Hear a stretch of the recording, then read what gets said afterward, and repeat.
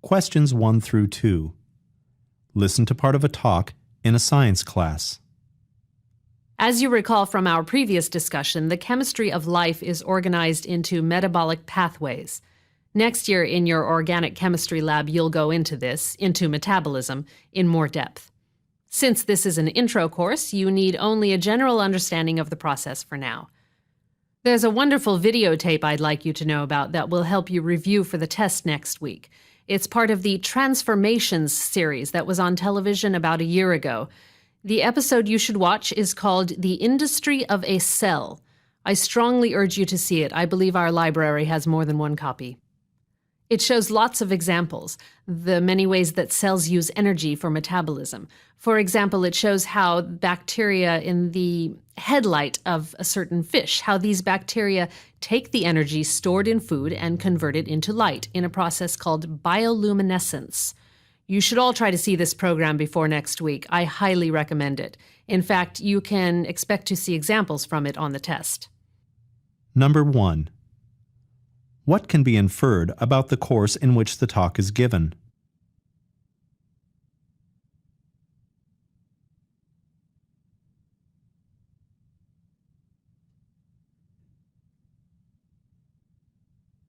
Number 2. What does the professor imply about the videotape?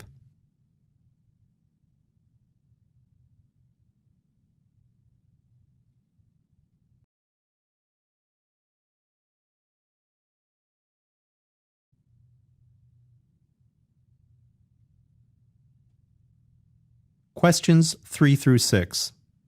Listen to an instructor give a talk about jazz. The origins of jazz are as richly textured as the music itself. The term jazz really covers many different kinds of music. In the late 19th century, African Americans began performing the folk music known as the blues, whose origins lay in the work songs of slavery days. Within the African American community, the blues evolved into popular commercial music. In 1914, a black orchestra leader named W.C. Handy wrote the St. Louis Blues. Adapting the African American folk idiom to European conventions of orchestration and harmony, Handy produced a hit song. The St. Louis Blues was tremendously influential among black and white musicians, and Handy's style of music became famous under the name of jazz. Early jazz musicians were active in many cities and towns throughout the southern United States. It was New Orleans, with its long tradition of African American music, that was the home of many fathers of jazz. After World War I, the musicians of New Orleans joined the general northward migration of African Americans. The first great national center of jazz was Chicago. From there, the music entered the mainstream and even gave its name to the decade of the 1920s. Jazz, blending African American folk roots with elements of popular music and European classical traditions, has been called America's classical music. Number 3. For which course would the talk be most appropriate?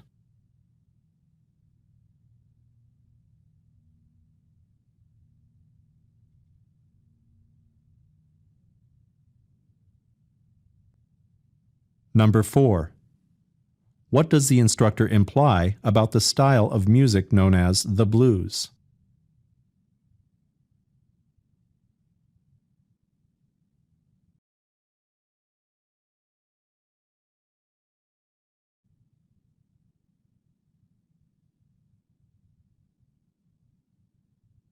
Number 5. According to the instructor, why is the song St. Louis Blues significant?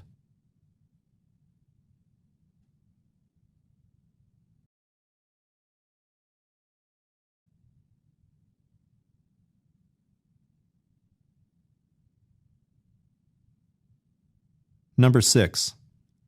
Based on the information in the talk, indicate whether each statement below accurately describes jazz.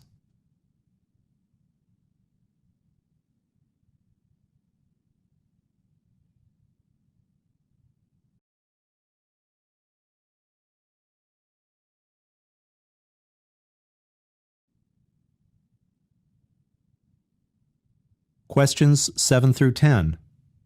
Listen to part of a lecture in a marine biology class. Land animals move easily through air because air does not slow them down. Sea creatures, on the other hand, have to move through water, which is hundreds of times thicker than air. A sea animal has to push itself through water in order to move. Sea animals use many different ways to swim, creep, or glide through water. Fish are able to swim by bending their bodies into waves. They have flattened fins and tails that push against the water like oar blades, converting their body waves into forward movement. The size of a fish's tail contributes to its swimming speed. Small tail fins are found in slow swimmers like the eel. The medium-sized tail of the bass is linked with a medium to fast swimming speed. Long, pointed tail lobes like those on the marlin are found only on fast swimmers. Sea mammals like whales and dolphins swim in a very fish-like way, except for one important difference. Because their ancestors lived on the land, they developed tails that moved up and down. Whales and dolphins wave their tails up and down rather than side to side like fish do. The seahorse is a fish whose tail is not used for swimming at all. The seahorse uses its thin, coiled tail to attach itself to seaweed, like a monkey's tail holds onto a tree branch. Squids and octopuses move in a completely different way. They use a type of jet propulsion, shooting water out through a nozzle to force themselves along. And then there are the creatures that live on the bottom of the sea. Sea slugs, limpets, and whelks creep on a single flat piece of muscle called a foot. Ripples pass along the foot, which allows these animals to glide smoothly forward. Number 7. What is the main purpose of the lecture?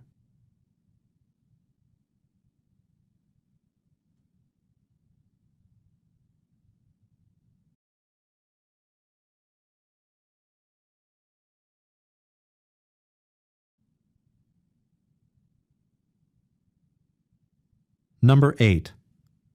Select the drawing of the creature that is probably the fastest swimmer.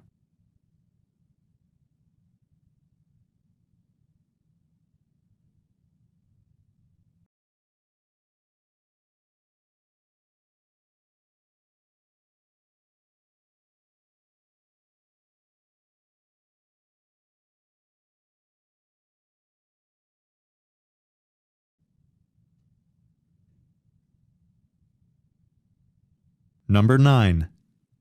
Listen again to part of the lecture, then answer the question. Sea mammals like whales and dolphins swim in a very fish-like way, except for one important difference. Because their ancestors lived on the land, they developed tails that moved up and down. Whales and dolphins wave their tails up and down rather than side to side like fish do. What is probably true about whales and dolphins?